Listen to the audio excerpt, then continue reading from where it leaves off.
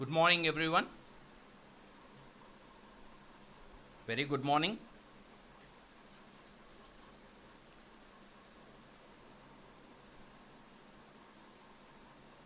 Good morning, all of you. So, where are you guys? So, please come fast. So, we are going to discuss mechanical properties and you know Hooke's law constants today. Good morning, Praveen.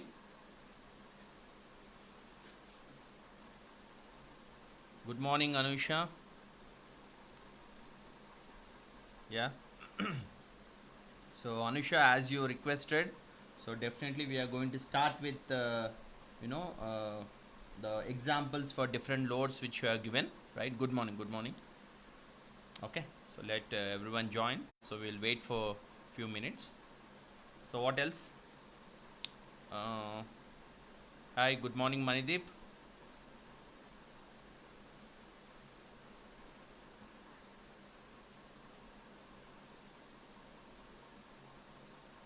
Okay, right. Okay, so anyway, before I start mechanical properties, so let me discuss. You know, so in the previous class, so we discussed about the different types of loads, isn't it? So basically, loads are classified based on with respect to time, with respect to direction, isn't it? Right? And with respect to area, right? So in that, with respect to direction, again the loads are classified is like this, isn't it? So as a normal load and shear load. So first we have to understand how the normal loads act and how the shear load acts. Okay, so here normal load is nothing but always load will be parallel to the axis. Okay, so that we have to understand it clearly. So here normal load is nothing but load always acts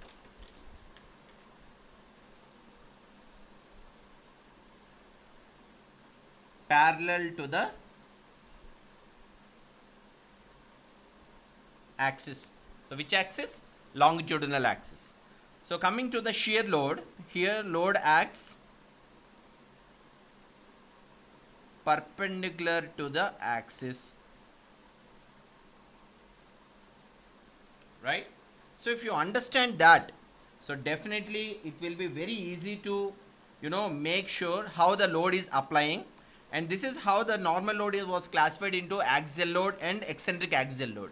See, let's see how this uh, normal axial load was acting. So it is acting parallel to the axis, isn't it?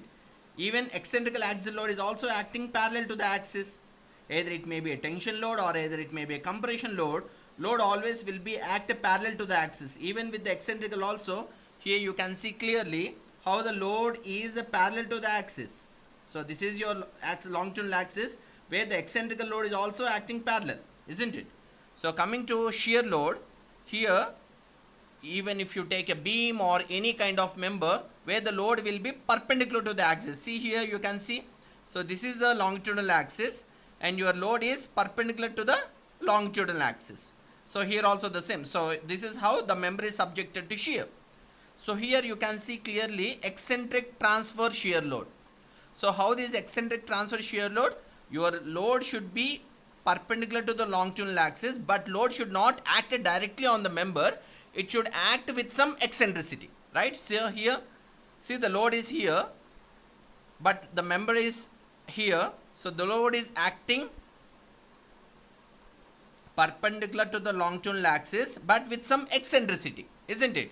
So that is how the eccentric transfer shear load takes place, right? So let me explain you with some examples. So because one of my dearest student gave some example loads, so where she requested me to discuss them in the class. Okay, so in that way, I will let you know how the loads are going to act and how they are going to be differentiated. Okay, right. So let's see here. So these are the examples for different loads, right? So these are the diagrams which she given. Okay, so she is asking me to place which members are transfer shear members, which members are axial members, which members are eccentric axial members, and which members are eccentric transfer shear members. Okay, clear, understood?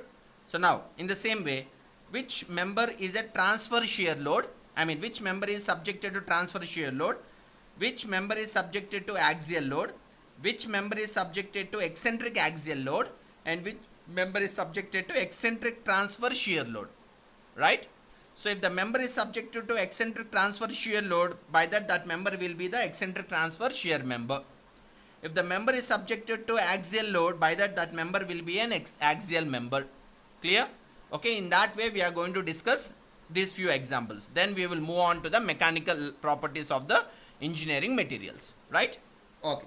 So first, see the member. So there is a beam, so which is subjected to lateral force.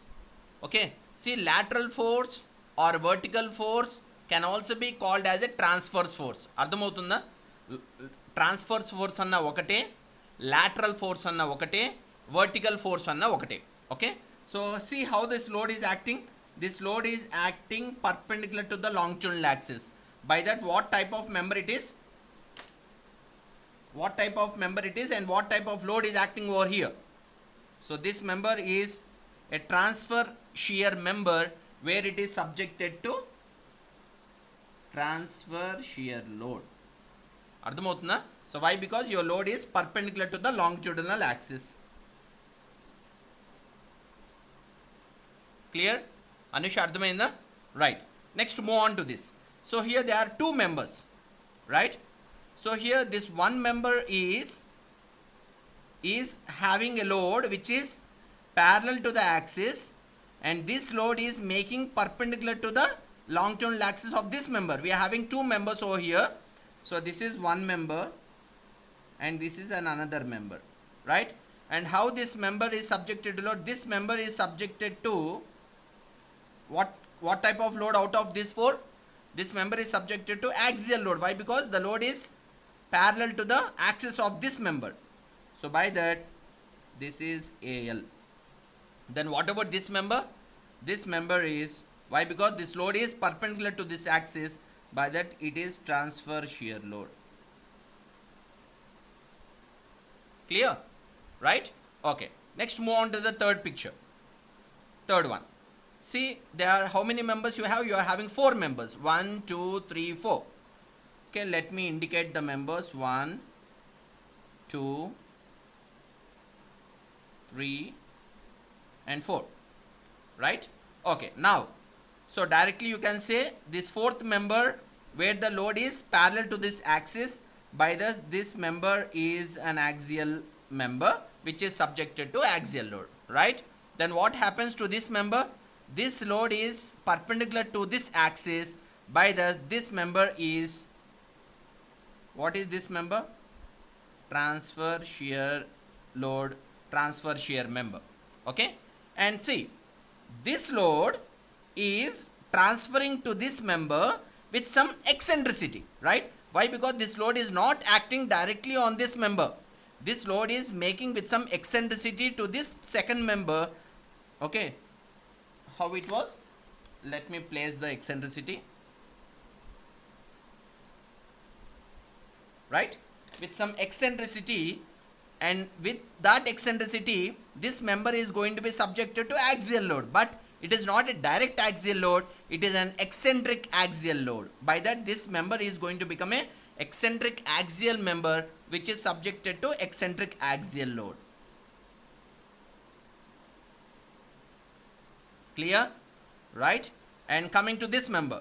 So this force is transferring up to this member, and this force is directly acting like this, where the force is perpendicular to the axis of this member. By that, this member is going to become a transverse shear member where it is subjected to transfer shear force. Right? Okay. Coming to fourth picture. So directly you can say your member is subjected to force which is parallel to the axis. So this member is axial member which is subjected to axial load. Clear? Right. Now see this picture.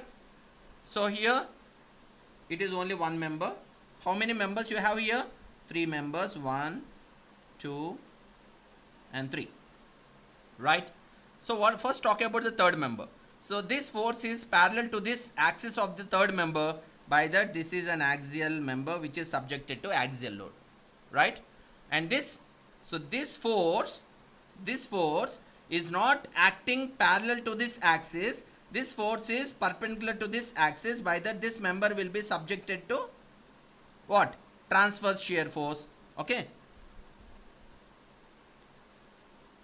transfer shear member which is subjected to transverse shear load, isn't it? Right? Okay, and see the first member. This load is parallel to this axis. The axis ila undi. This load is in the same direction. This load is parallel to this axis, but it is not acting directly on the member. It is acting with some eccentricity.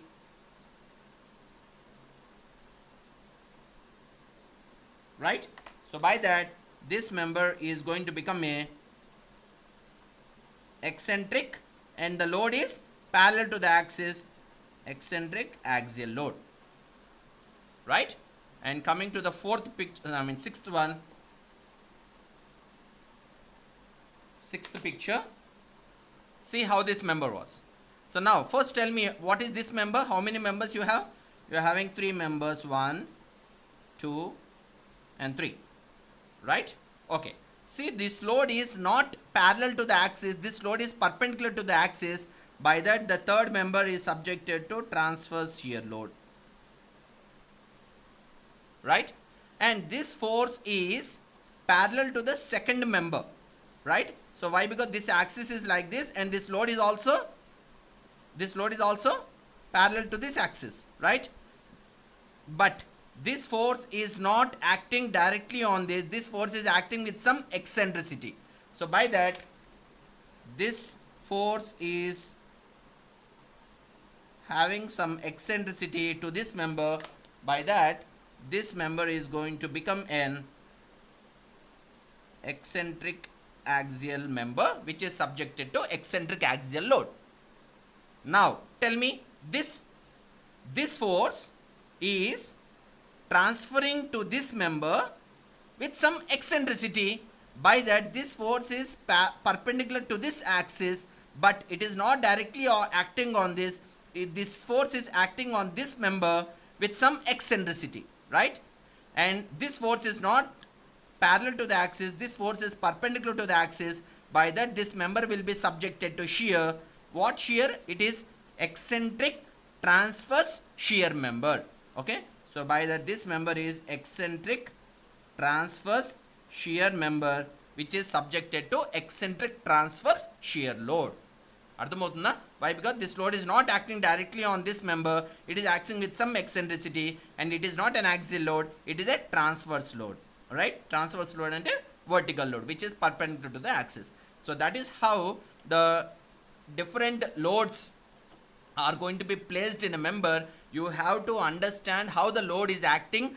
Based on that only you have to design that particular member. Okay, so this is very, very important for analysis, right? So without understanding the analysis, right, you can't able to design the member. For understanding analysis, you have to first make sure how the load is acting. Okay, so based on the load only you can able to understand the behavior of the member, whether it is subjected to tensile or compression or shear or bending or what exactly. Okay, and you know, when we discuss about shear force and bending moment, you all know that due to load, first member will be subjected to shear, then only member will be subjected to bending. Okay, bending never act directly due to the load. Okay, why? Because we all know shear load, with some distance only moment will occur in the member. Okay, so by that shear force is based on the load, bending moment is based on the shear force, right? Anusha, you understood? Very good. So you understood, and I think rest of all others also understood. So I request you guys, so please go through concepts like this. If you have any doubts, don't feel shy, put in my WhatsApp. Definitely I gonna answer you in the meantime. Okay, right? So these are the different application of the loads. So this is very important for the analysis, right? So now let me start with the mechanical properties of engineering materials. Okay, right.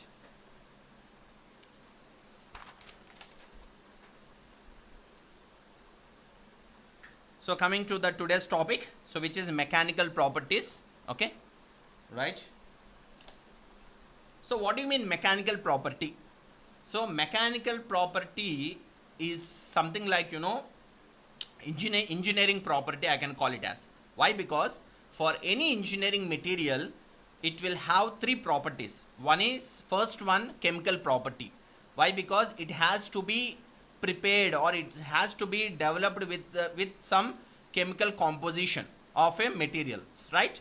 So that's how it is going to be prepared. And then every object or every material will have its physical components. What do you mean physical components?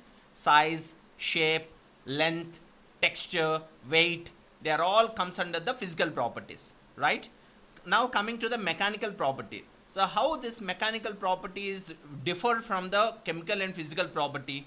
Mechanical property is not a direct property, it is an engineering property. Why? Because you are supposed to know the mechanical property of a material by doing some engineering tests, by doing some practical tests. Then only you can able to know the behavior of that material in terms of its mechanical nature. Okay, mechanism ante enti? How it is deforming, how it is behaving when it is subjected to load, isn't it? Engineering mechanics ante మనం అదే కదా define చేసాం. Engineering mechanics ante, so where the members are or where the object is subjected to an external force, and based on that how it is going to behave. Okay, to understand that nature of that member. Okay, so based on the load, so that is going to be assessed with the help of the mechanical property. Okay, so for assessing the mechanical property you required a lot of equipments. Okay, you have to do it in lab, then only you will get the mechanical properties of those engineering materials. Okay, so now let me discuss what are the different types of mechanical properties available. Okay, there are lot of list with me, so it is around 17 mechanical properties which I have listed. Okay, so but you know, if you go through textbooks or any materials, you may not find all these mechanical properties at one place, definitely. And one more thing here, I gonna give a you know, very short note on each mechanical property to you know, remember easily. Okay, so why? Because whenever you know, have a question from person, like, you know, how define a ductility or define a malleability, so you can't start, you know, defining that like so ductility is a mechanical property of a material, right? So any, you can't start definition like that. I mean, when you are writing in an examination, definitely you have to write in that way, but when you are answering to someone, you, it should be very, no, it should be very crispy, chala short and note ga undalanamata. Okay, so that I am going to discuss today. Okay, in terms of a mechanical properties of materials, right? Mechanical properties of what materials? Engineering materials. Okay, right. So let me discuss one by one. Clear way?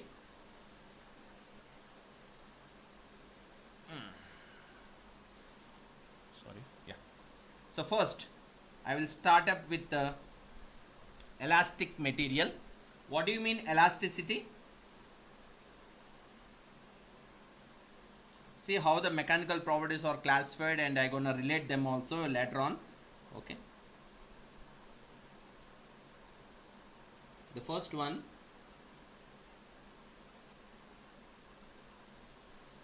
elasticity. How can you define elasticity? So elasticity ela define cheyachumma?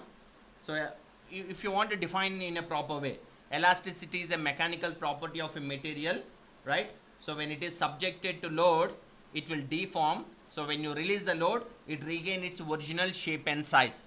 So that property is called that property is called elasticity. Andama? Right, in that way. So now how to remember easily? Elasticity is nothing but any material or any engineering material, when it regains its original size, regains its original size. Okay, any engineering material when it regains its original size, so those materials comes under elasticity, right? Okay, now what do you mean plasticity?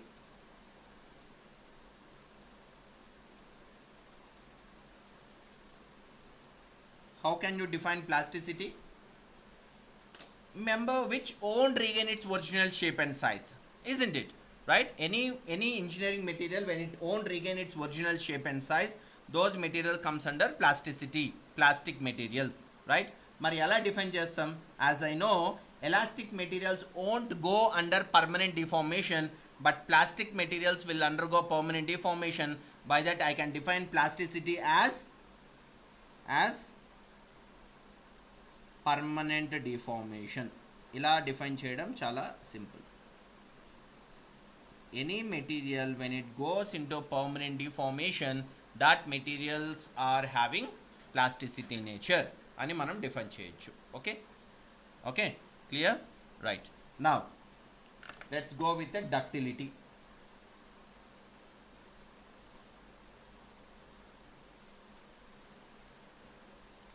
Right? What do you mean ductility? How can you define ductility? See, the materials which can be drawn into thin wires are known as ductile materials. Antama? Right? Any materials which can be drawn into thin wires is called ductile materials. Mari evaraina adiginappudu ala define chestama? No, we can't define in that way. In a very simple way, we can define as ductility is nothing but deformation without rupture. Any engineering material when it is deformed without any rupture. Why? Because all ductile materials we are drawing into thin wires, okay, without any failure. Why? Because if it gets fail, you can't make it into, in a wire. So you are drawing them into thin wires until it gets its rupture, isn't it? So it is forming it is making in form of a permanent deformation without rupture. All right. So in that way, ductility we can define it as deformation without rupture.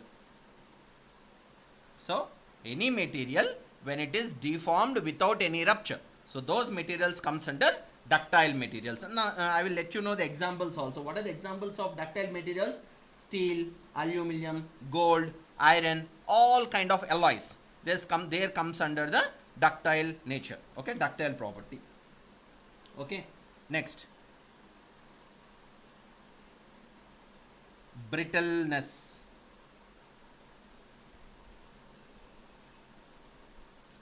What do you mean brittleness? How you define a brittleness? మీరు define చేస్తారు ఎలా? A material which can easily break under tensile forces are called brittle materials. Right? A material aithe when it is fail under tensile forces, don't say that brittle materials will fail under compression forces. No, brittle materials are good in compression. They can carry the compression forces. They are very strong in compression, but when they are weak in tension. Due to tensile forces only brittle members will fail. Okay, so any material which can easily break under tensile force. So because, say example, if you drop any glass piece, so what happens? It will split into two pieces. When it is splitting into two pieces, what do you mean? There is some tensile forces is applying in that. Okay, so ipudu glass ila padesaru, it is going to split ante enti? So two forces which are in opposite direction making the member into two pieces, splitting into two pieces. So ఎప్పుడైతే member ని రెండు pieces గా split చేస్తుందో, split అంటే comes under tension. So that's how we define brittle materials which can easily break under tensile forces are called brittle materials అని మీరు define చేస్తారు, isn't it? But in our point of view మనం ఎలా define చేస్తామంటే, rupture definite గా ఉంటుంది. Break అంటే ఏంటి? When a member is subjected to break, we call it as a rupture, or we call it as a failure. Okay, we call it as a collapse. So rupture with little or no plastic deformation anantam, right? Rupture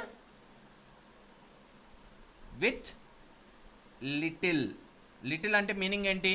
Very small crack.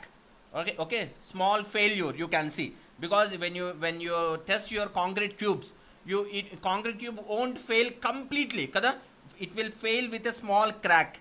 That crack itself says that your member is failed అని, అంతేగాని అది మొత్తం crush అయ్యేంత వరకు మీరు ఉంచాల్సిన అవసరం లేదు. When ever you find a crack in the concrete cube, that it self says that will be the final compression strength of that cube అన్నమాట. అలాగా. సో బ్రిటిల్నెస్ అంటే rupture with little or no plastic deformation.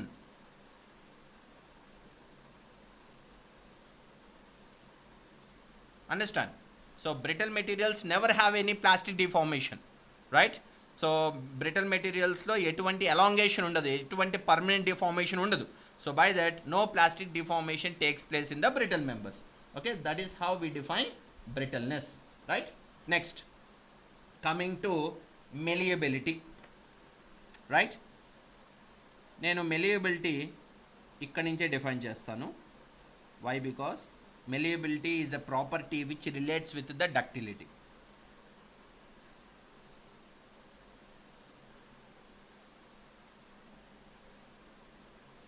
What do you mean malleability? Ductility ante emannam, a material which can be drawn into thin wires. Then what about the malleability? Malleability is nothing but a material which can be drawn into thin plate, okay, are called malleable materials, right? Any material which is can be make into or drawn into thin plates. Due to, how can you make a rod or some solid member into a plate? By applying compression forces. So when you apply a compression force, then only you can make your members into thin plates. అర్థమవుతుందా? So malleability అంటే ఏమంటాం? Malleability is defined as which can be drawn into thin plates.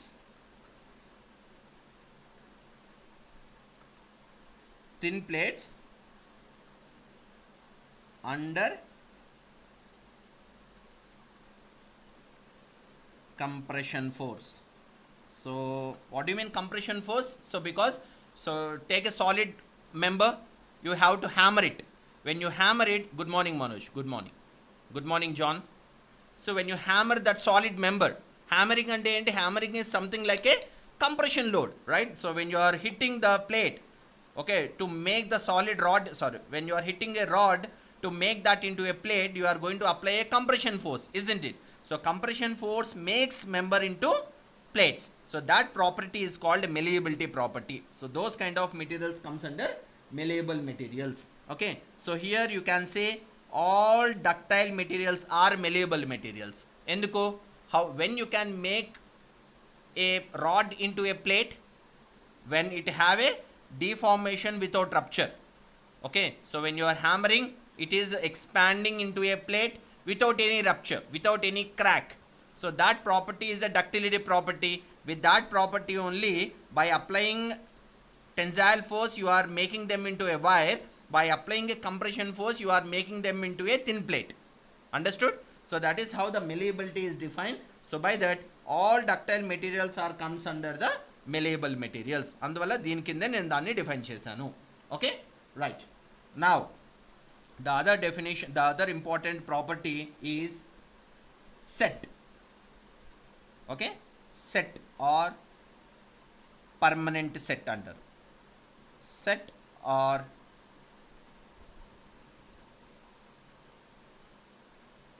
permanent set. What do you mean set? Set ante enti? Permanent set ante enti? So what do you mean permanent set ante? So any member which is subjected to deformation, strain remaining in the body after unloading, right? అర్థమవుతుందా? So any member when it is subjected to load, it will deform. Okay, permanent set అంటే ఏంటి? The member which is deformed అని అర్థం. Or it can also be defined as strain, so which is remaining in the body even after unloading. Okay, so whenever member is unloaded, when it is not regain its original shape and size. So ante enti? So the deformation is permanent. So whatever the strain happens in the member, so even after unloading, it is not getting its original position. So danni permanent set antaru. Okay, So set or permanent set ante it is nothing but a deformation, or it can also define as strain remaining. What do you mean strain? Strain ante entama changing in its length. When it is subjected to load, it will elongate, it will reduction in its length, sorry, in its width. Okay, so alaga dimensions lo change avutu untai. Aa change ne we call it as a strain. So that strain remaining in the body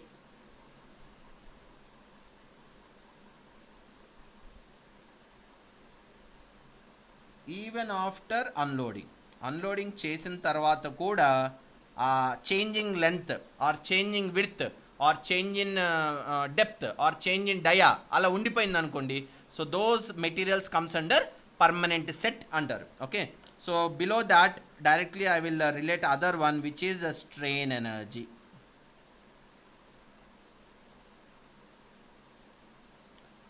How you define a strain energy? Strain energy is defined as energy stored in a body to regain its original shape and size.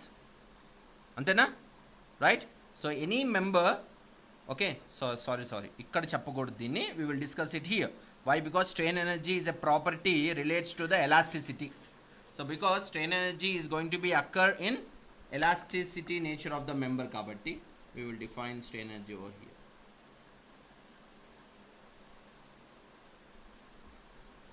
Sorry, not here. So let me strike off this. So we will discuss strain energy here. Why? Because strain energy is nothing but energy stored in a body. Why energy is storing? So why material should store energy? It should store energy to regain its original shape and size. Okay, when you unload the member, how it is regaining its original shape and size? We are calling it as an elasticity property anantunam, right? Then what do you mean strain energy? Why can't it call it as a stress energy? So strain energy ante enti? When it is unloaded, it is regaining it in its length, it is regaining in its dia, it is regaining in its width or depth. So when it is regaining in its dimension, it relates to the strain. So that's how it is called strain energy. So strain energy ante emanta? Energy stored in a body to regain its original dimension. Energy stored in a body to regain its dimensions, all with respect to length kavachu, width kavachu, depth kavachu. Okay, in all ways. So that is how we can define strain energy. Clear? Understand? Now next one we will go with endurance limit. Okay, endurance limit gurinchi chuddam.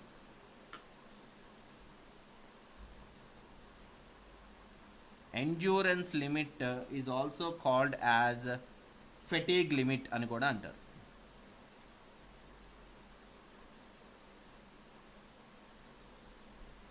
అర్థమవుతుందా? endurance limit or fatigue limit. So while discussing about the different types of loads, okay, so I explained you what do you mean a fatigue load. What do you mean fatigue load? Manoj Gaud, you can ask doubts if you have.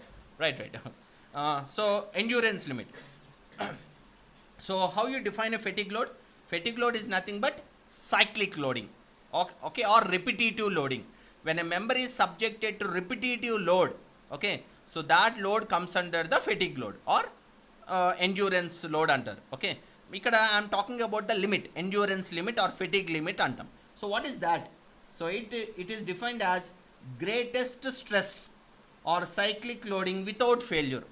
A member అయితే when it is subjected to cyclic loading or when it is subjected to repetitive loading without any failure, so that member is having an endurance limit, that member is having a fatigue limit అని అంటాం. Okay, so endurance limit and fatigue limits are defined with lot of comparisons అమ్మా. ఒక్కొక్క మెటీరియల్కి ఒక్కొక్క endurance limit ఉంటుంది. Okay, so I will give some values also over here. What are the endurance limits or fatigue limits of the materials over here? Okay, first let me write the definition. What do you mean endurance limit? Endurance limit ante greatest stress. దీనికన్నా greatest stress ఉంటుందా? When a member is subjected to cyclic loading or repetitive loading, it is beyond the tensile load, it is beyond the compression load, it is beyond the shear load. Okay, so by that, whatever the stress developed in the member due to fatigue load, that will be the greatest stress anamata, right? So we can define it as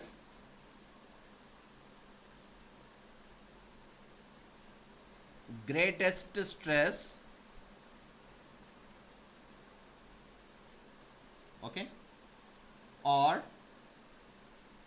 greatest stress cyclic loading without failure.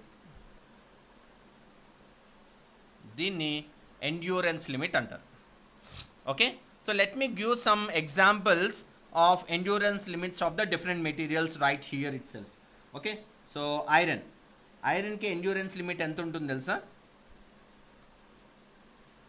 Iron is having an endurance limit of 165 megapascal. Okay, mild steel, aluminum, copper.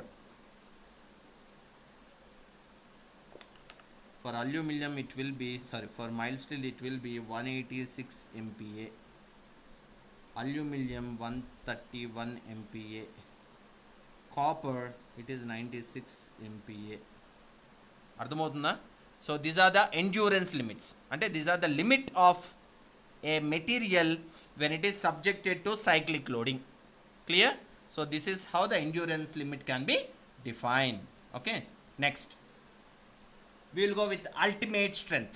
Okay, ultimate strength దేని కింద place చేస్తాను? Plasticity కింద place చేస్తాను. Why?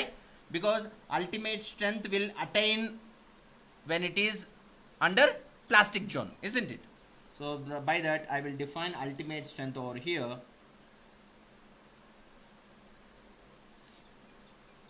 Ultimate stress or ultimate strength, whatever it is. Okay, what do you mean ultimate stress? ఎలా define చేస్తాము? ultimate stress is nothing but maximum stress or maximum load in plastic region, okay, where the member is having the maximum resistance towards the load without any failure. A member కి అయితే maximum resistance ఉంటుందో without any failure, that load or that stress is called the ultimate stress. Okay, so ఇక్కడ నేను రాస్తున్నాను maximum stress or load without failure, this is called ultimate stress. Clear? Right? Okay, next we will define modulus of resilience. Right? What do you mean modulus of resilience? Modulus of resilience also comes in the strain energy, so which is energy stored in a body per unit volume. Okay, so that is relates with the strain energy. Modulus of resilience. See, I think you all know strain energy can also be called as a resilience. Avuna? Right? So strain energy can also be called as a resilience. So why? Because the energy stored in a body to regain its original shape and size. Then what is the definition of a modulus of resilience? Modulus of resilience ante energy stored in a body per unit volume. Okay, that is the difference between strain energy and modulus of resilience. Energy stored in a body per unit volume, right? Okay, so that is how we can define the modulus of resilience. Okay, right. So now let me explain you another mechanical property which is called modulus of toughness. Right? So modulus of toughness, what do you mean toughness?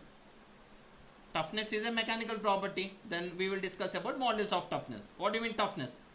Toughness is defined as work required per unit volume to to cause failure under static loading. Okay, antena? So toughness ante when we call it as a toughness, a tough material అని ఎప్పుడు అంటాం? When it is subjected to impact loads, when a material can resist that impact load without any failure, isn't it? So that's how we can define the toughness of the material also, right? So now let me explain that over here.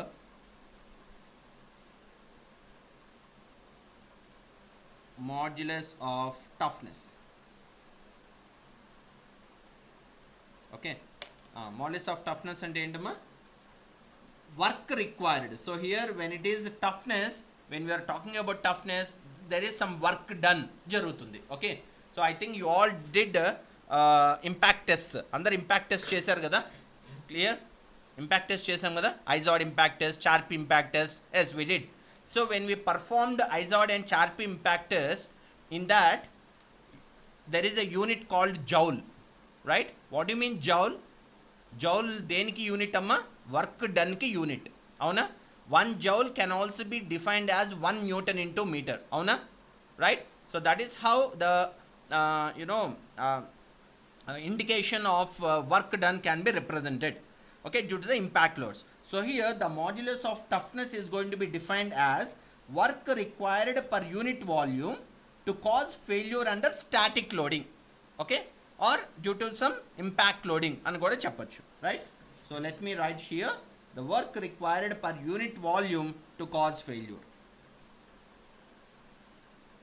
Work required per unit volume to cause failure. Okay, under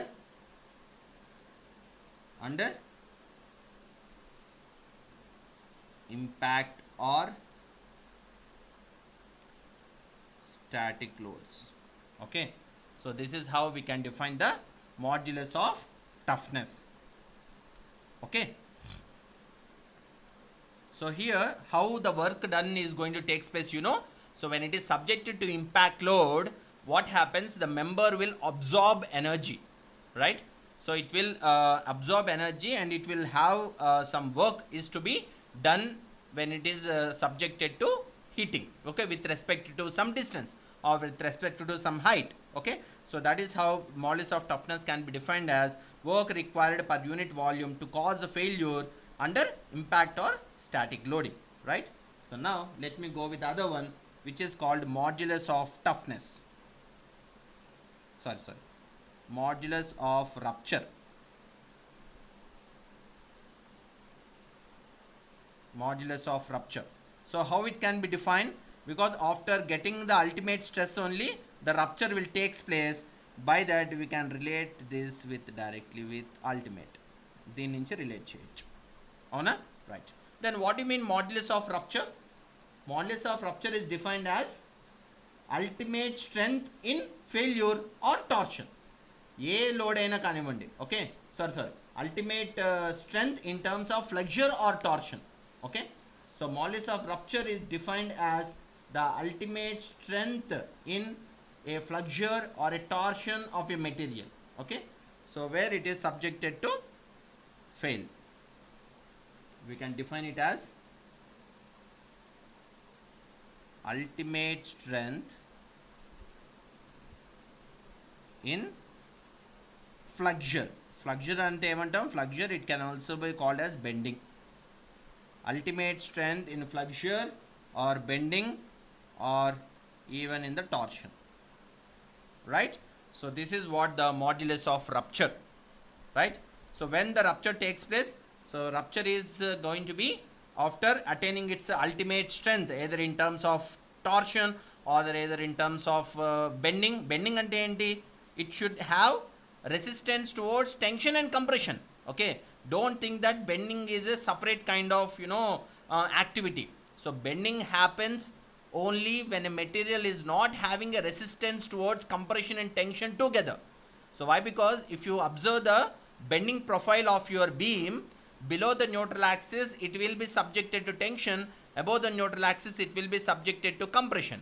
So by that, if you want to control the bending in a beam, your beam should have a resistance towards both compression and tension. Then only the beam won't undergo bending, right? So this is the other mechanical property which is called modulus of rupture, right? So let me discuss a few more mechanical properties right in the next page. Okay, చూసారా? అదే నేను కామన్గా definition రాశాను అనుకోండి, I think you won't feel new. Why? Because all definitions there in your textbooks, all definitions there in lot of sources, but if you try to remember them in a very short way, I think it is very easy to represent even in the interviews or even in the viva voice. Okay, so that is how please try to remember them in a very simple way. Okay, so let me discuss a few more mechanical properties here. Next one, proof stress. I think yesterday only we have discussed about the proof stress.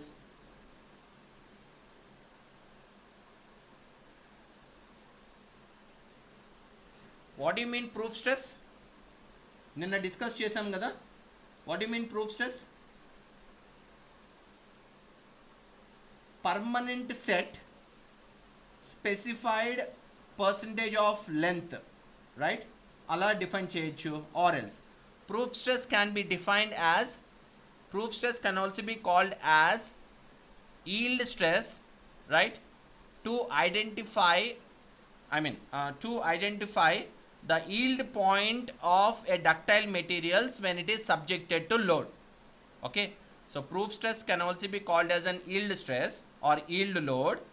Why this proof stress is very important? Because for other ductile materials other than mild steel, it is not that easy to identify the yield point. Okay, so why? Because there will be a huge strain takes place in other materials like iron, aluminum, copper, brass and etc. In those materials it is not that easy to identify the yield point. Okay, yield point అంటే proof stress point మనం identify చేయడం అది అంత easy కాదు. To identify that yield point we will go with some offset method.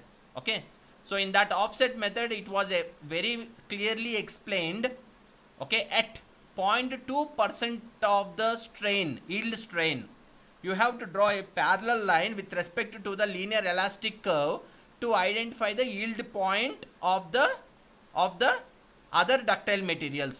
So that point when it is coinciding with the graph. Okay, నేను చెప్పాను కదా, let me show you that picture what we explained yesterday.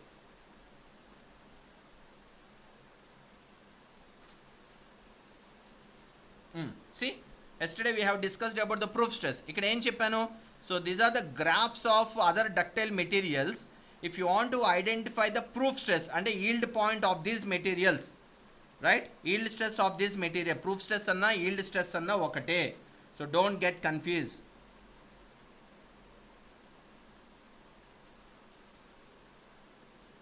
Okay, if you want to identify the yield point or yield stress of other ductile materials, so you can't identify that yield point through the graph, directly from the graph. What you have to do is you have to draw a parallel line at a point of 0.2% of the strain. So this line is to be parallel to the linear elastic strain curve. ఎప్పుడైతే ఈ parallel line ఈ graphs లో coincide అవుతుందో, so this point is going to be the yield point or yield stress అవుతుందన్నమాట. అర్థమవుతుందా? So these points are called yield points. So this is for linear elastic curve. If let's take some ductile materials, your curve won't be linear. For some ductile materials your curve will be non-linear elastic curve ఉంటుంది. Non-linear elastic curve నుంచి yield point ని ఎలా classify చేయాలి? How to get the yield point or proof stress from the non-linear elastic curve? You have to draw a straight line instead of drawing a parallel line. Why? Because you won't get any parallel line to draw with respect to the graph. Why? Because there is no curve which is in a straight line, sorry, in a linear line. So it is something like which is non-linear. So what you have to do, you have to draw a straight line which is coinciding with the non-linear elastic curve. This point when it is coinciding, this point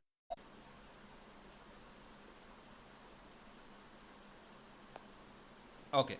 Okay, 1 second amma. Okay, so this is how you are going to calculate the proof stress or yield stress for non-linear elastic curve, right? So by keeping that in mind, so let me give the clear definition of a proof stress.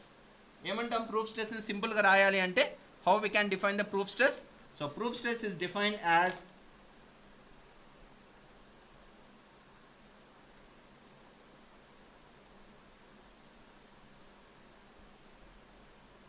permanent set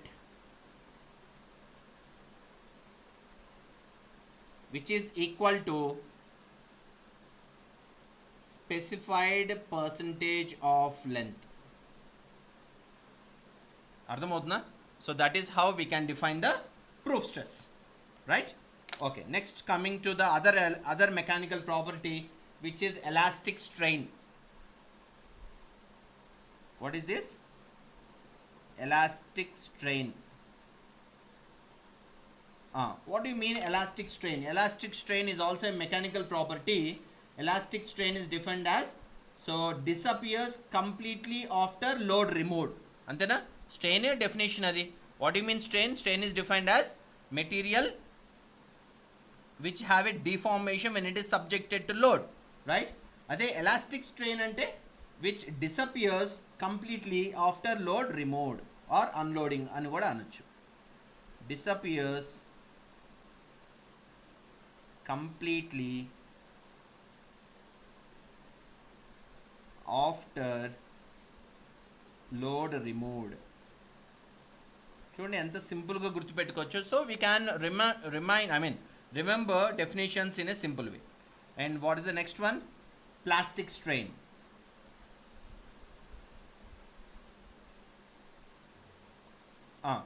How you define a plastic strain? Same, does not disappear after load removed. Ante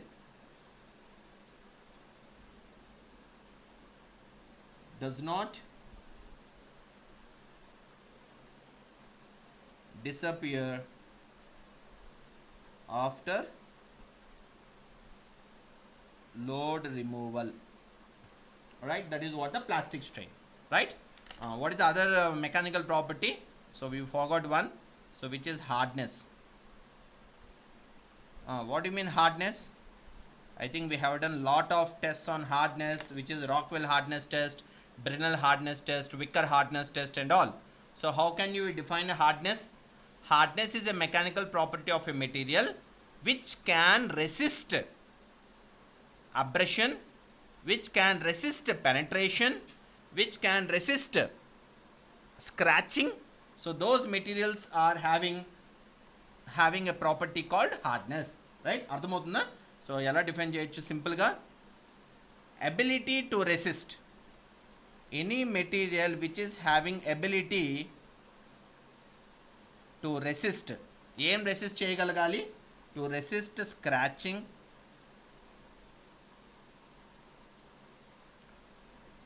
to resist penetration,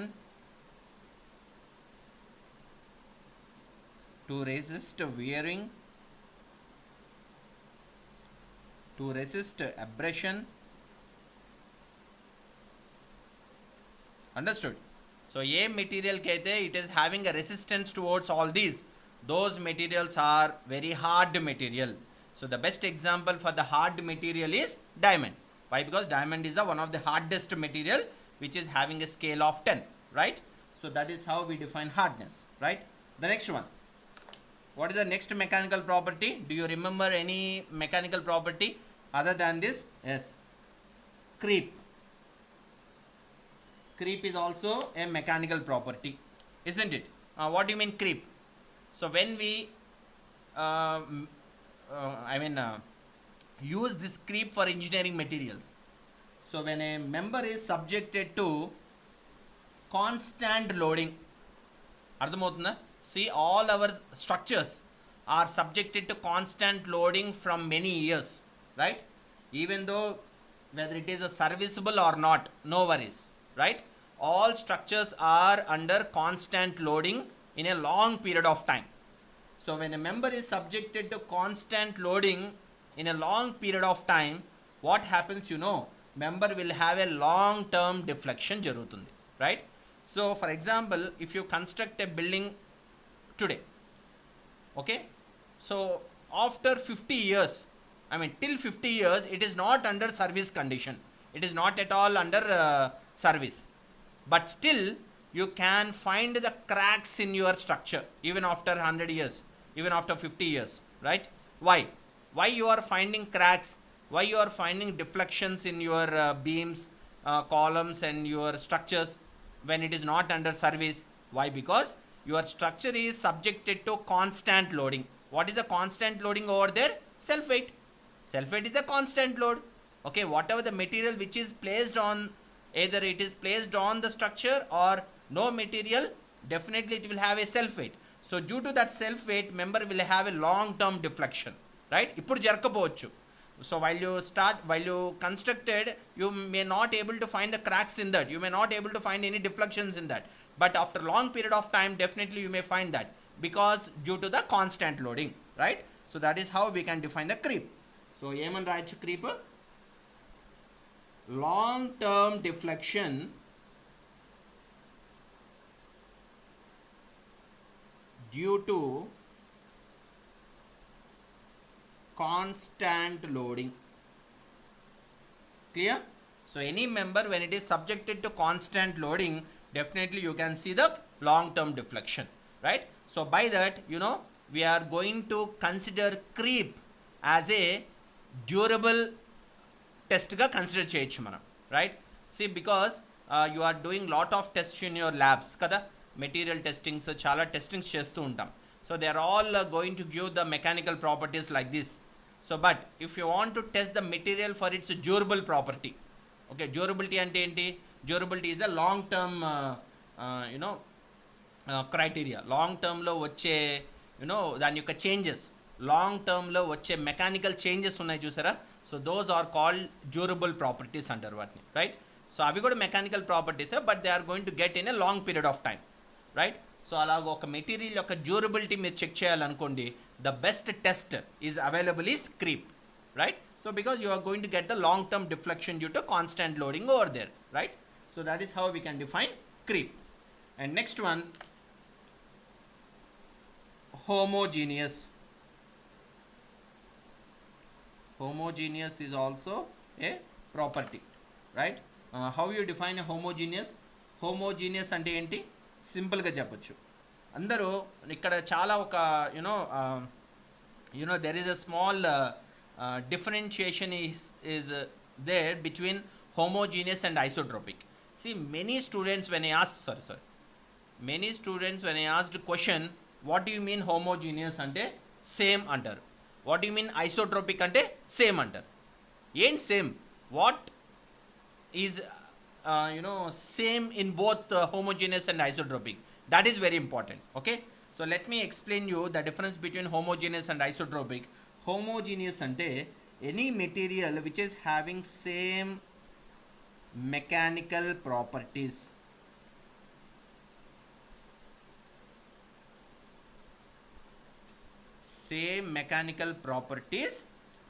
throughout its length.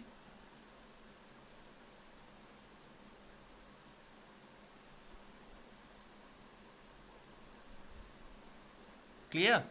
So that is called homogeneous under. Concrete is a homogeneous material, right? Steel is a homogeneous material. So what do you mean same mechanical properties? Mechanical properties ante in terms of strength, in terms of tensile strength, in terms of compression strength, in terms of shear strength, whatever it is, right? So strength comes under the mechanical property, right? Okay, so here let me take a 12 meters of steel rod of dia 12 mm. Let me cut 1 meter out of 12 meter of length. 1 meter cut chesanu. I tested it for tensile test. I got some value of 250 MPa, which is the tensile strength of that steel rod.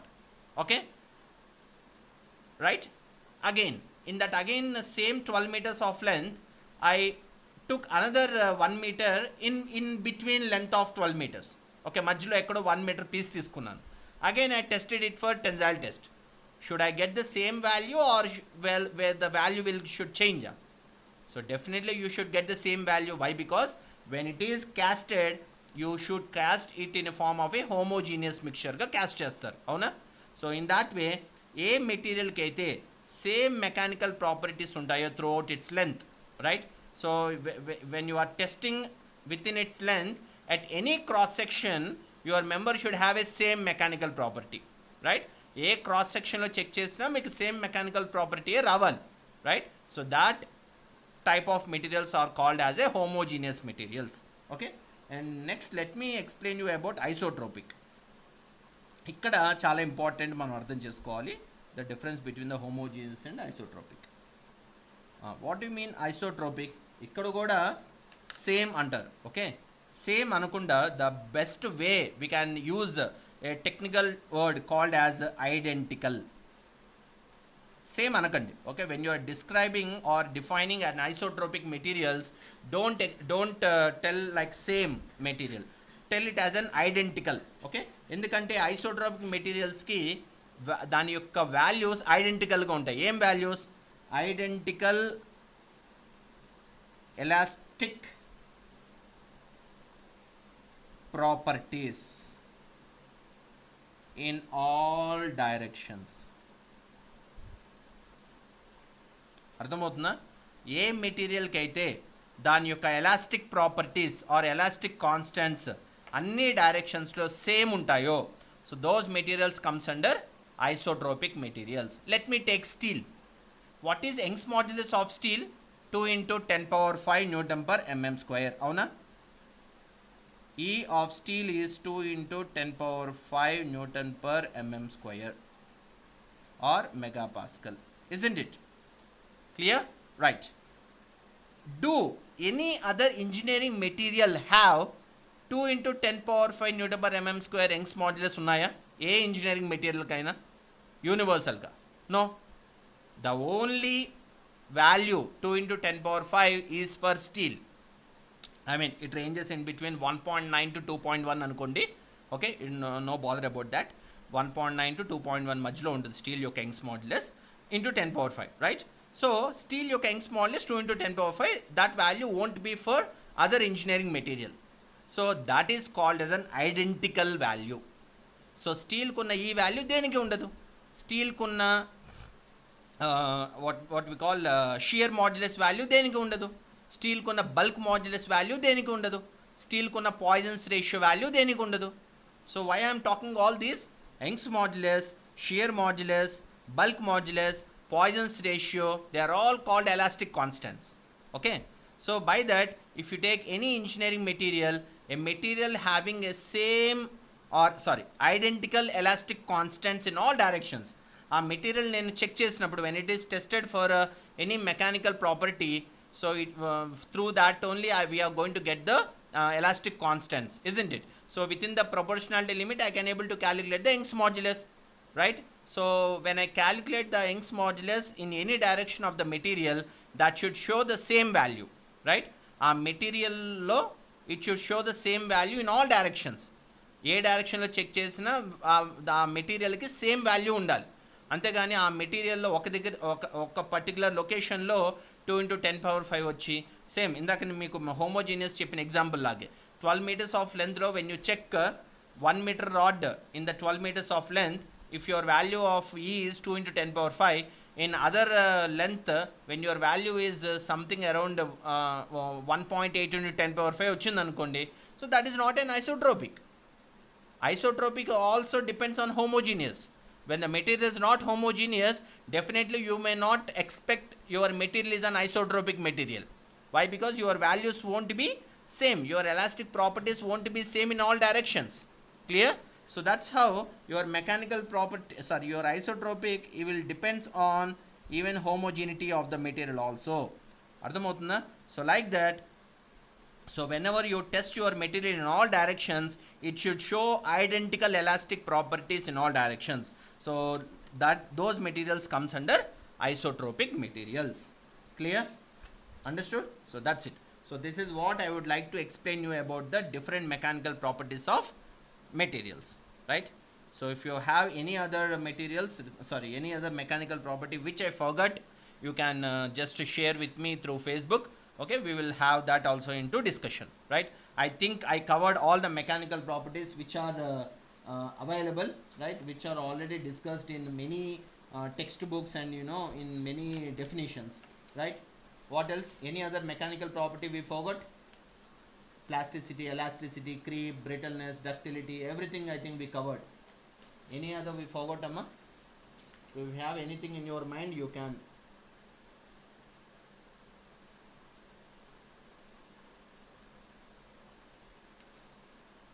I think we covered enough mechanical properties. Okay, right.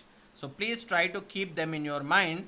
So in a very simple way, okay, where you can able to answer it easily, right? So let me underline these also.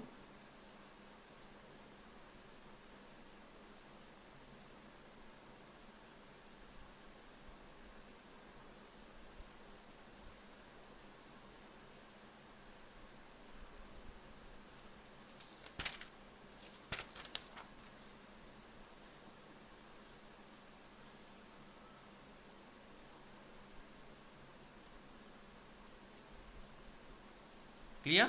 Right.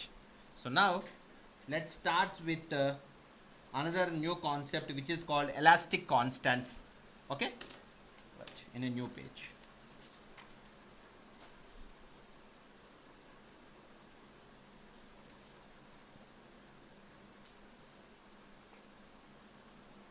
Elastic constants.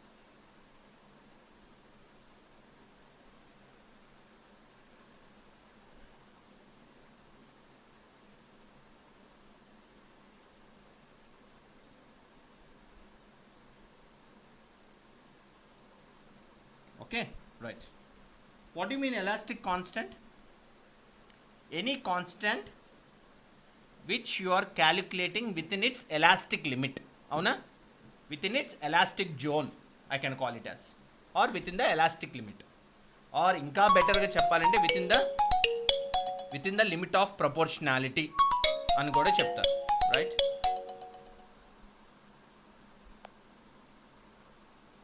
Right? So any constant where you are calculating within the limit of proportionality, so those comes under the elastic constants, right? Okay, so now let me give a clear definition of elastic constant. Elastic constants are also known as material property within its elastic zone.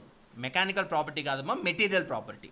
చాలా మంది అనుకుంటారు Young's modulus, shear modulus, bulk modulus, Poisson's ratio, sir ఇవన్నీ mechanical properties కదా. No, they are not mechanical properties, they are all material properties. అర్థమవుతుందా the slight difference? Okay, so you have to understand that. So let me define it in a clear way. Elastic constant ante it is defined as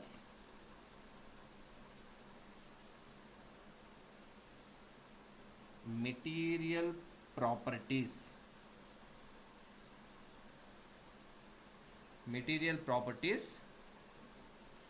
within elastic zone.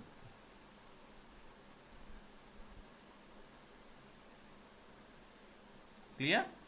So a మెంబర్కి అయితే దాని యొక్క material properties మనం దాని యొక్క elastic జోన్లో calculate చేయగలుగుతామో, so those are called as an elastic constants, right? So which is defined as a material properties within the elastic zone. So how they are classified? So they are classified into four. Elastic constants are classified into four categories, right? What are they?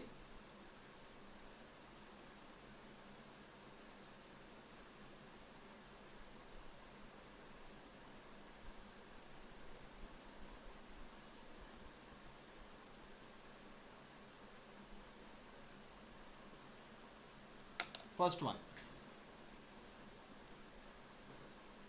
Hooke's law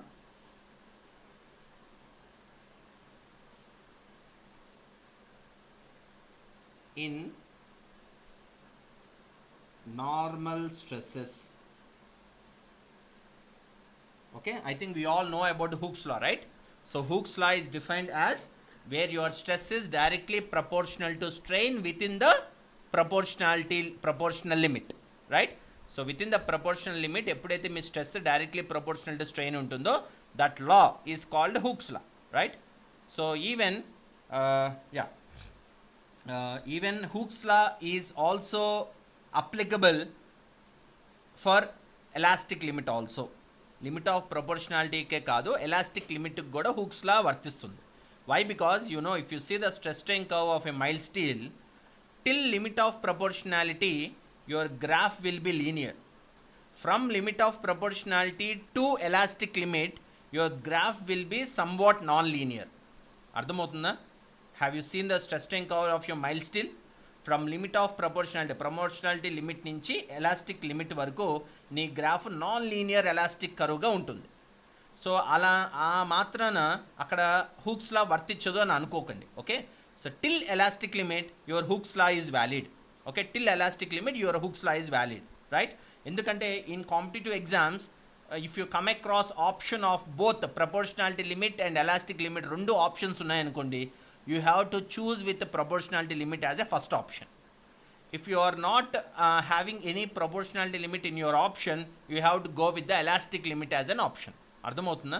So that is very very important when you are answering in your competitive exams. Okay, so here Hooke's law in normal stresses is one of the elastic constant.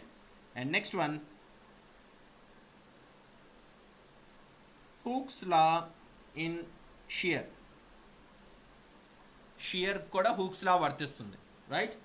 And next one, hooks law in volumetric stress, right? And next one, hooks law in Poisson's ratio. Clear? So this is how the elastic constants are classified into Hooke's law in normal stress. Hooke's law normal stress ante entamma? Normal stress can also be called as direct stress. Avuna? A load which is perpendicular to the cross section of the member, those loads are comes under normal loads or normal stresses. Shear stress ante when the load is perpendicular to the axis, right? Axis ke perpendicular na loads transverse loads antam, which makes member to shear off. Eppudaithe load parallel to the axis untundo, those loads are comes under normal loads where the load is 90 degrees to the cross section, right? So volumetric stress ante where there will be a volumetric change. Hooke's law, Poisson's ratio, right? Okay, let me explain one by one what is Hooke's law in normal stress. Hooke's law in normal stress, we can define it as where the normal stress or direct stress, edaina anochu, normal stress is directly proportional to longitudinal stress,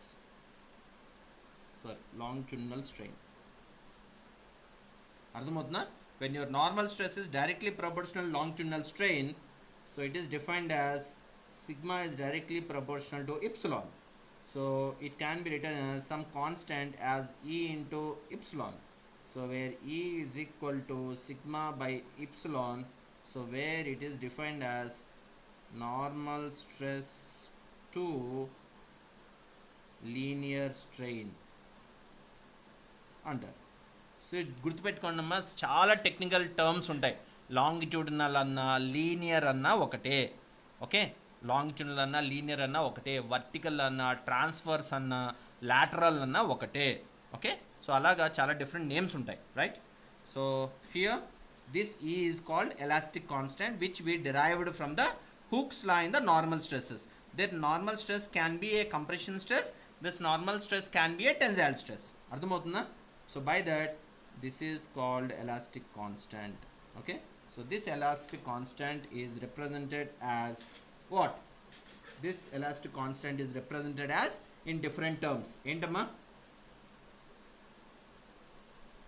Young's modulus antaru,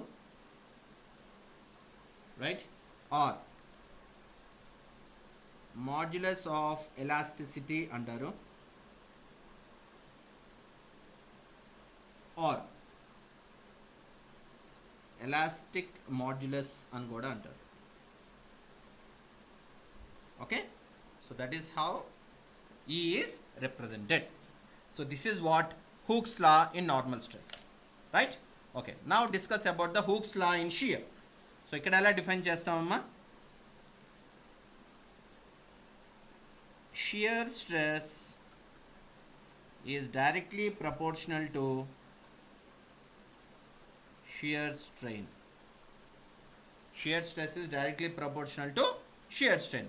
How you define shear stress? Shear stress is defined as tau is directly proportional to pi. Shear strain ni pi antam, avuna? So tau is equal to G into pi. G is equal to tau by pi. Avuna? So what is this? So this is nothing but shear stress by shear strain. Okay, so how it is going to be represented? ఈ జీని ఒక్కొక్కసారి C అని కూడా అంటారు, లేకపోతే ఎన్ అని కూడా అంటారు. Okay, so ఎందుకంటే in some textbooks it was given like even in terms of C, in terms of N అని కూడా అంటారు, right? So what is G? So here G is nothing but it can be defined as shear modulus or ఇంకేమంటారమ్మా దీన్ని? rigidity modulus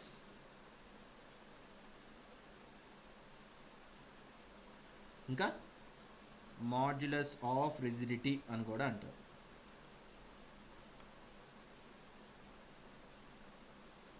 Clear? So this is what I am talking about, the Hooke's law in shear. So next, coming to Hooke's law in volumetric stress. What do you mean Hooke's law in volumetric stress? It can be defined like this. Volumetric stress by is directly proportional to volumetric stress is directly proportional to volumetric strain, right? అంటే sigma V is directly proportional to epsilon V అంటారు. Sigma V is equal to K into epsilon V. So K is equal to sigma V by epsilon V, right? So here K is called, how the K is represented? కేని ఏమంటారమ్మా ఇక్కడ? Bulk modulus అంటారు. Bulk modulus. Do you know any other name for bulk modulus? Everkaina? Do anyone know what is the other name for bulk modulus? Everkaina telsa? If anyone know, you can answer. If you don't know, I will tell you the other name for bulk modulus. I think many textbooks doesn't have this definition. I mean the other name of the bulk modulus, but few textbooks are given, because as internationally we have to know the other names of the technical terms. Do anyone know what is the other name for bulk modulus, which is called? Bulk modulus can also be called as a dilatant constant under.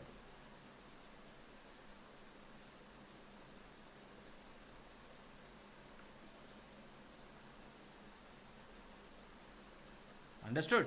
Okay, so what is the other name for bulk modulus? It is called a dilatant constant, right? Okay, and the last one is Hooke's law in Poisson's ratio. So what is the Hooke's law in Poisson's ratio? Poisson's ratio lo Hooke's law endamma. So where your longitudinal, so Hooke's law is defined as the ratio of lateral strain to longitudinal strain. Okay, so how you can define this? So let me draw in a picture. So let me take an object or a material like this. When it is subjected to load, right, how it gonna deform? It will elongate, okay? When it is subjected to load, it will, draw చేద్దాం. Okay, ఇక్కడే draw చేద్దాం. It will elongate like this,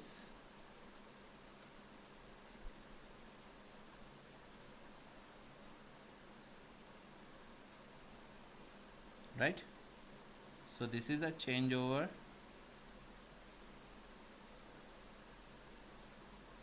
takes place in the member, right? So what happens? Member is elongating and member is reducing in its depth also, right? If you see the cross section, depth is also varying. Ante oka direction lo perigite ungo direction lo tagutundi. Okay, so by that there will be positive in one direction and negative in other direction. So that how the Poisson's ratio is defined as minus of y minus ఎందుకు వచ్చిందో నేను మీకు చెప్తున్నాను. So whenever any object, when it is subjected to load, definitely in one direction it will elongate, in other two directions it will reduce. So by that there will be one negative direction takes place. So it is called lateral strain. Lateral strain enti with respect to depth. Longitudinal strain is with respect to length. Okay, so longitudinal strain. So that is how we can define Poisson's ratio.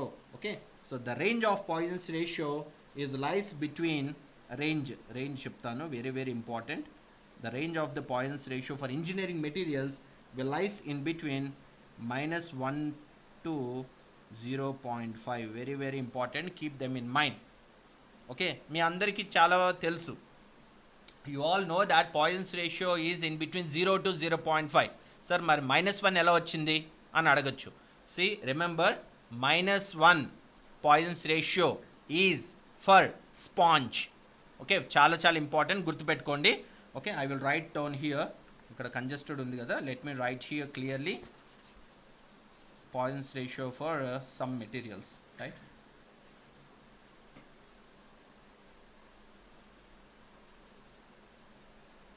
Poisson's ratio. Negative Poisson's ratio -1 is for sponge. అర్థమవుతుందా? Sponge కి Poisson's ratio -1 ఉంటుంది. Okay, negative లో ఉంటుంది, right? And next for general materials, general materials అంటే all like engineering materials, general కాదు, genetic అన్న, sorry, genetic materials, Poisson's ratio lies in between -1 to 0. అర్థమవుతుందా? Poisson's ratio is -1 to 0 for genetic materials. Sponge ki -1 negative ఉంటుంది. Okay, right? And for other materials like for engineering materials,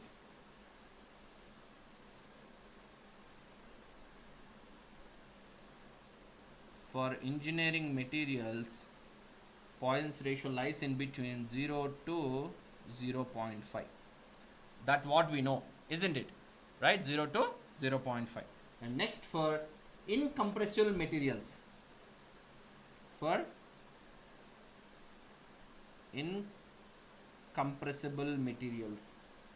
అంటే ఏ materials అయితే మనం compress చేయలేమో, so those materials Poisson's ratio will be 0.5. ఎక్కువ value ఉంటుంది. Okay, so what are the incompressible materials? Examples of incompressible materials are water is an incompressible, rubber, saturated clay,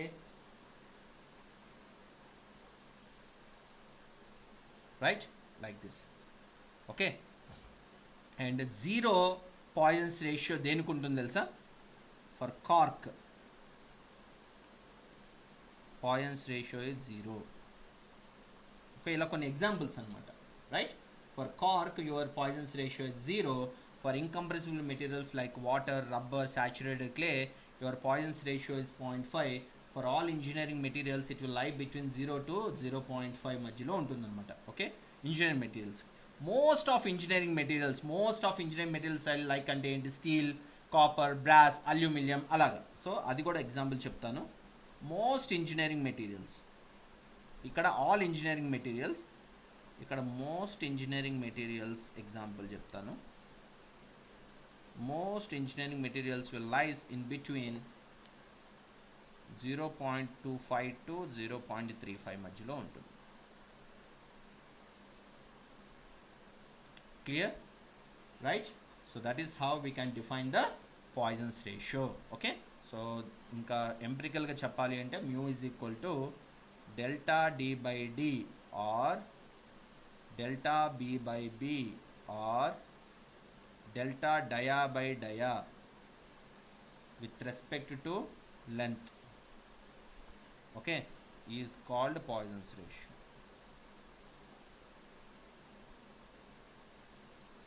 Clear?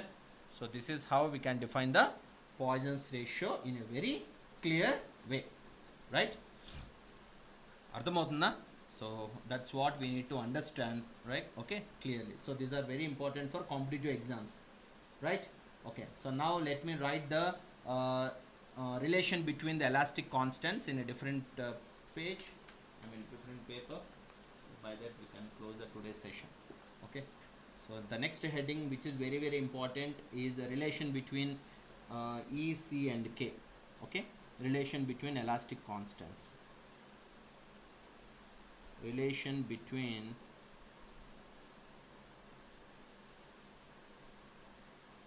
elastic constants. Okay, here I am not going to derive. Why? Because derivations are there in your notes. So here I am just writing the relations directly. Okay, so let me write the relations clearly over here. So first let me write the relation between E, G and mu. Relation between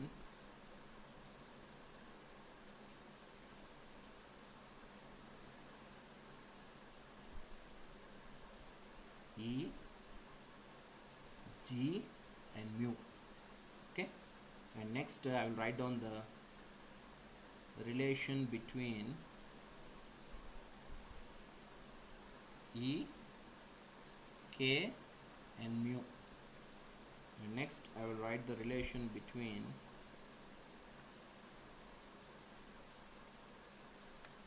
K, G and mu. And next relation between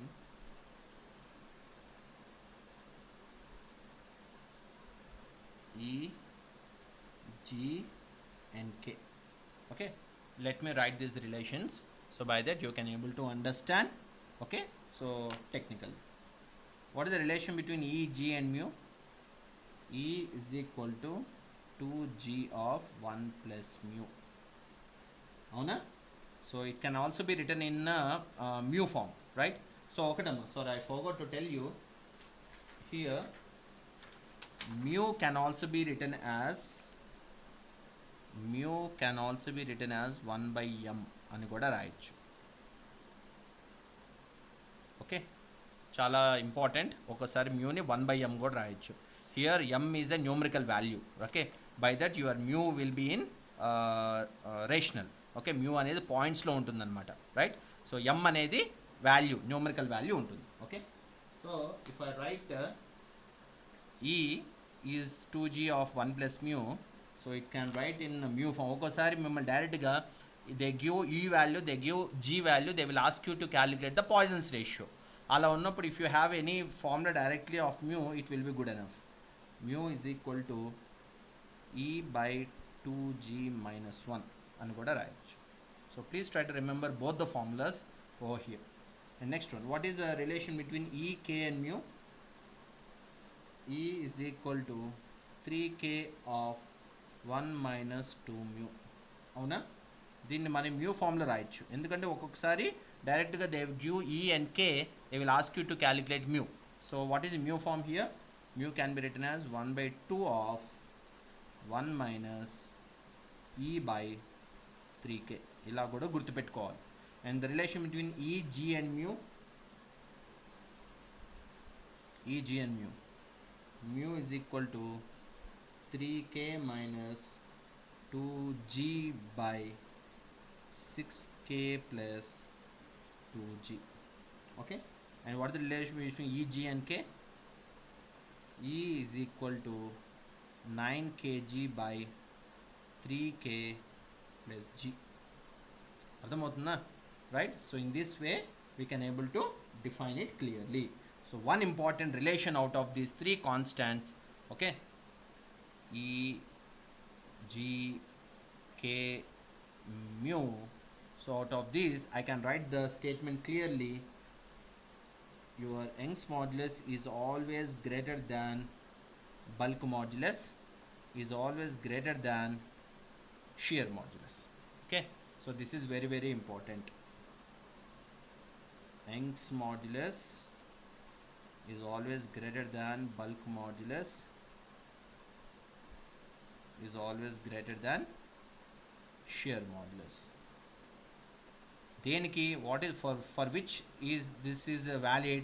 So this is valid for all isotropic materials.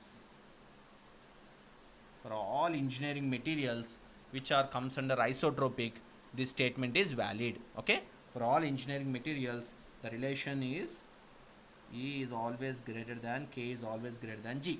నేను ఒక example చెప్తాను. Okay, so if you take an example of steel, E of steel is 2 into 10 power 5 Newton per mm square. అవునా? అదే మీకు do you know what is shear modulus of steel? Shear modulus of steel మీకు idea ఉంది ఎంతో? So you can write this values అమ్మ. What is bulk modulus of steel? ఒకసారి స్టీల్కి మీరు రాసి చూడండి. Okay, so if you get the values of Young's modulus of steel, 2 into 10 power 5. What is shear modulus of steel? If anyone know, you can tell, or else I will get the value and I will put it. So you can compare for one material alone. So for steel, E is greater than K, K is greater than G, definitely. Okay, so that is how the values are going to attain. So where we can compare that with the relation. Okay, so this is how we can able to write the things, okay, in a very clear way, right? So this is what we are supposed to understand.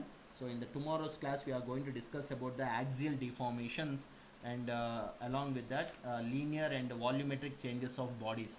Okay, how the bodies will change, or how the bodies will elongate when it is subjected to linear and volumetric changes takes place when it is subjected to loading, right? So the elongation of bodies slow due to self weight slow, how it is going to behave, this all we are going to discuss it tomorrow. Okay, so that is very, very important, where we have to understand. అర్థమవుతుందా? Okay, so that where things are going to be relate. And let me explain you one more thing. When we discussed Hooke's laws kada, so when we discussed about Hooke's laws, so the relations are very, very important. So I will just put the relations straight here. So I think you all know the relations, right? So when your stress is directly proportional to strain,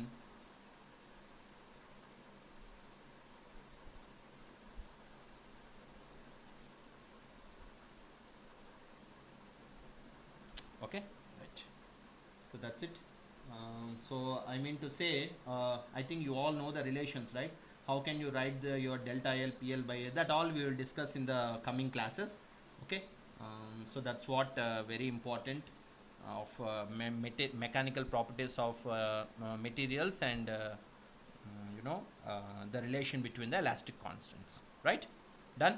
So tomorrow we are going to, not tomorrow, on Monday, right? So Monday we are going to discuss about the other axial deformations due to self weight, due to volumetric changes, okay, due to linear changes, for other deformed members or bars of uniform strength. Many examples. What about the composite members? What about the hoop stresses? Okay, so like this we are going to discuss many concepts in strength of materials and further, right? So because of some academic work I am winding early today, right? So and afternoon I am going to come for Facebook live in telling you the virtual lab of engineering mechanics and strength of materials, right? So afternoon around 2:30, okay, I will be in online, so where I am going to share with you the virtual lab of engineering mechanics and strength of materials. How can you perform all engineering experiments, right? All experiments there in your curriculum in online. ఆన్లైన్లో ఎలా చేయొచ్చు మీరు అన్ని ఎక్స్పెరిమెంట్స్ని నేను మీకు లైవ్లో చేసి చూపిస్తాను, okay, in on the screen it self. So if anyone don't know how to operate the virtual labs, so you can come to live, okay. So by that I will explain you how to operate and how you can perform all the experiments through the virtual lab. Not only one source, I'm going to show you other sources also how to perform these experiments virtually, from MHRT, from BHET, from Colorado University, okay, from other sources which I already gave presentation yesterday. Okay, so yesterday I have given presentation on civil engineering virtual labs. If you watch that video at end, okay, almost last 10 minutes, so there are a lot of web links which I have produced in my video. You can go through those videos also to perform all labs there in your civil engineering virtually. Okay, so what I am doing is for every day, okay, from today I'm going to teach you one or two laboratories in a day, how to perform those experiments, how to ask doubts, how to write exams online, how to write quiz, how to get the observations, how to download the data, right, how to download the calculations, how to download the graphs, everything I'm going to show you in online, right? So by that we can meet in the afternoon session around 2 to 2:30, okay na, right? Okay guys, right, thank you so much. Any doubts, please? So till today's class from engineering mechanics, any doubts, so you can ask me.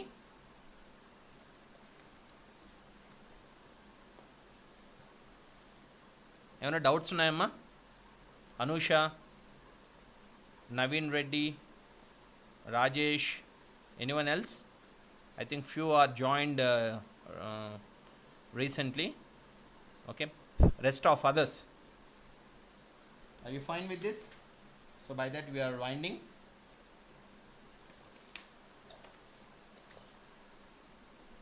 I will share these notes to you after completion of the class, okay.